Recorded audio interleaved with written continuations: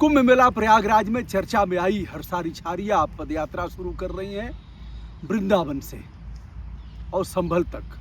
संभल इस समय चर्चा में है कई महीने से। भगवान विष्णु का अगला अवतार संभल में ही होना है, 10वां अवतार। अब हरसारी छारिया ने एक बार फिर से ऐसा काम शुरू किया है कि चर्चा में कई दिनों तक बनी रहेंगी। यानी आज 14 अप्रैल से वह 21 अप्रैल तक पद यात्रा करके पहुंचेंगी संभल। आज बांके बिहारी का दर्शन किया, विभिन्न देवी देवताओं का दर्शन किया, मंदिर में गई और फिर बाबाओं का प्रेम जग उठा हरसारी छारिया के लिए। वह लोग न केवल हर तरह का सहयोग किए बल्कि कई बाबा साथ में चल दिए। हरसा तुम संघर्ष करो, हम तुम्हारे साथ हैं। हरसा कुंभ मेला से किस प्रकार चर्चा में आई थी।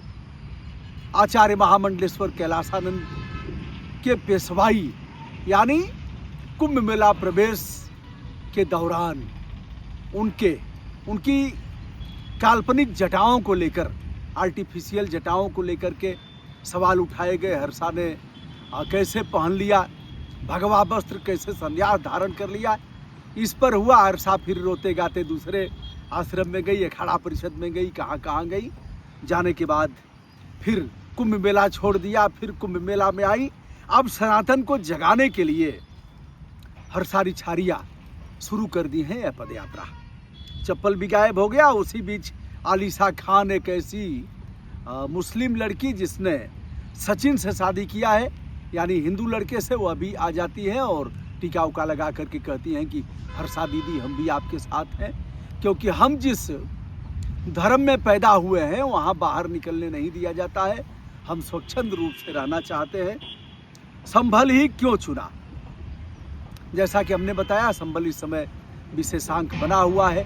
हो सकता है हरसा का राजनीतिक महत्वाकांक्षा भी हो। वृंदावन में श्री राम मंदिर के महंत श्री रामचंद्र दास से जाकर के उन्होंने उनका आशीर्वाद लिया और बाबा साथ में चल दिए, चलो हम भी चलेंगे।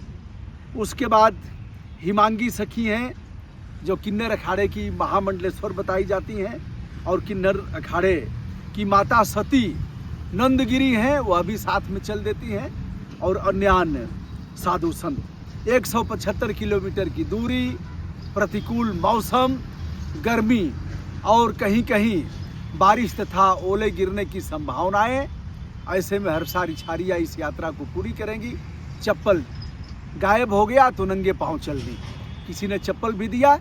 अब यह है हरसा का कहना है कि जो लोग सनातन से विरक्त हो गए हैं, अलग थलग हो गए हैं, हम उन्हें जोड़ने का काम करेंगे।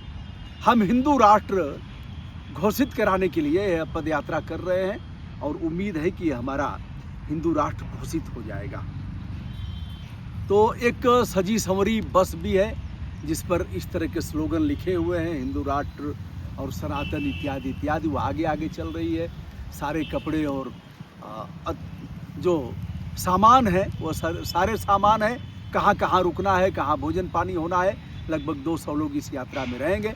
दोस्तों, यह रहा हरसारी छारिया का जो नया अंदाज और नए स्लोगन के साथ जो पद यात्रा कर रही हैं, इस पर आज का वीडियो सादर पड़ा।